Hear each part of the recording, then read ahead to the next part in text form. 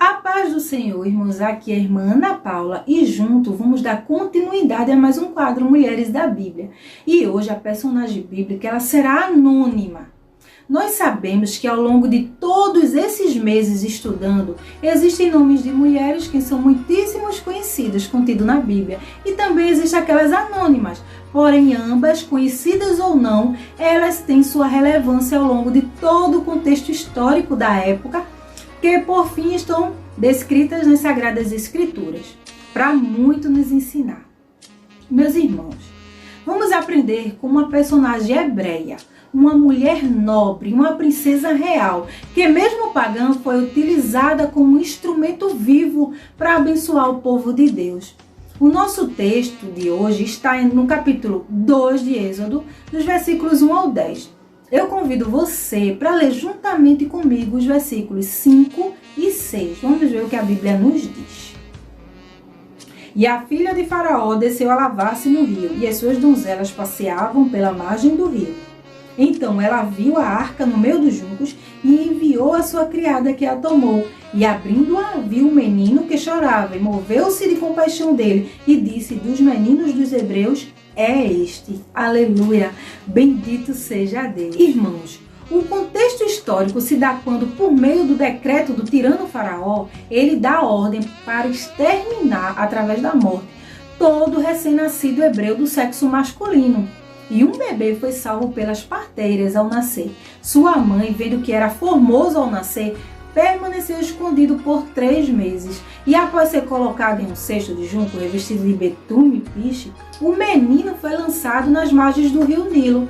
Enquanto a filha do faraó se banhava, suas servas passeavam à beira daquele rio. E a Bíblia vai dizer que ela avistou o cesto e logo pediu que sua serva visse de perto o que é que havia naquele cesto. Abrindo aquele cesto, viu um menino que chorava e se moveu de compaixão dele. E até afirmou: dos meninos dos hebreus é este. Irmãos, o menino, ele foi adotado pela princesa, que sem saber contratou e colocou o menino aos cuidados de uma ama hebreia para criá-lo, que pagaria até mesmo o seu salário. E ali aquela mulher tomou o menino e o criou. E quando o menino já era grande, ela trouxe a filha de Faraó, a qual o adotou e chamou de Moisés. Pois disse: porque da água o tirei. Aleluia. Meus irmãos, a princesa era uma mulher egípcia que não adorava o Deus vivo dos hebreus. A Bíblia não cita o nome dela. É citada apenas como a filha de Faraó, uma mulher da alta dinastia, que por sua compaixão e coragem entrou para a história dos israelitas, por salvar da morte e adotar o bebê que seria o futuro libertador de Israel. A filha do faraó, ela teve grande importância na vida do menino Moisés, iniciando por sua compaixão no primeiro momento e dando a oportunidade para que o menino crescesse, sendo educado por sua mãe biológica, oferecendo o melhor desde a sua formação do caráter até a educação de um príncipe. Meus irmãos, o nosso Deus, ele se utiliza de uma mulher pagã que não servia para que o povo hebreu tivesse um libertador, que no passar do tempo seriam libertos da opressão do Egito, conduzindo assim aquele povo à terra prometida. Nós podemos conjecturar, meus irmãos, que por meio de possibilidades dentro do contexto, que mesmo não servindo ao Senhor em verdade, sendo pagã, aquela mulher ouviu falar do Deus de Israel. Ela ouviu falar do Deus dos hebreus. Ela ouviu falar do Deus dos meninos hebreus. Aleluia! Bendito seja nosso Deus. Nosso Deus é aquele que nos surpreende, meus irmãos. Ele usa meio, possibilidades para abençoar seu povo. Com esse exemplo bíblico, meus irmãos, eu vou frisar para vocês apenas uma lição: a compaixão. Nós vemos a importância de exercermos a compaixão, que no grego traduzindo significa movido por misericórdia, onde caracteriza a piedade em relação à tristeza alheia. A filha do faraó se compadeceu da situação triste e difícil que assolava o povo hebreu. Assim ela foi utilizada por Deus e tocada pela compaixão para que aquele povo tivesse uma oportunidade, sendo assim cumprindo os propósitos de Deus. Meus irmãos, o nosso Deus faz como quer. se utiliza de quem quer para cumprir os seus propósitos. Quem somos nós para questionar seus grandes feitos?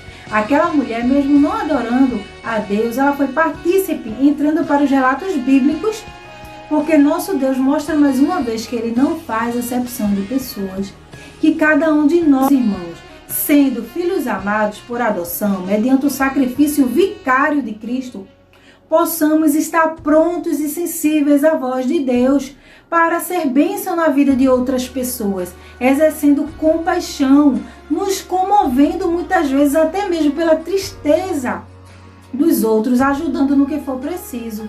Tem pessoas que precisam ser libertas de algo, meus irmãos, estão vivendo opressões, cadeias e até mesmo passando por aflições, tanto físicas como espiritual. O pequeno Moisés foi liberto de uma condenação de morte, tendo a oportunidade de viver o cumprimento da vontade de Deus. Que possamos ser bênção, dispostos a ajudar, nos disponibilizando, sendo instrumentos na vida, nas mãos do Senhor, se compadecendo, sendo guiados pelo Espírito Santo, pois muitos estão precisando de um socorro espiritual, quanto físico. E o que é que temos feito? É necessário a gente responder no íntimo do nosso coração. Precisamos ser cristãos verdadeiros, que adoram o Senhor em espírito e em verdade, exercendo assim a compaixão pelas vidas. Interceda, irmãos, porém que possamos ter a ação para evidenciar uma vida conduzida pelo Espírito Santo de Deus. Nosso Deus se utilizou de uma mulher pagã. Aprove Ele fazer assim. Será que Ele pode contar conosco para ser seus instrumentos? Uma coisa é certa, meus irmãos, Ele jamais mudará sua imutabilidade. Ele é perfeito. O que Ele faz, Ele cumpre seus propósitos. Jamais eles serão frustrados, independente da sua disponibilidade ou não. Eu termino esse quadro, irmãos, Mulheres da Bíblia, trazendo o texto de Salmo 119, 27. Faze-me discernir teus propósitos e teus preceitos, então meditarei nas tuas maravilhas. Amém, meus irmãos. Que Deus nos abençoe. Chegamos à conclusão de mais um quadro Mulheres da Bíblia e até uma próxima oportunidade, em nome de Jesus.